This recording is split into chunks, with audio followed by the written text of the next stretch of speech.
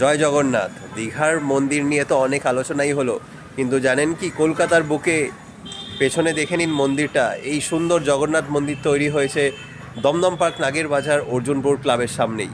তো সেই মন্দিরের ডিটেলসটা আমি দেখাচ্ছি আপনাকে এই ভিডিওর মাধ্যমে।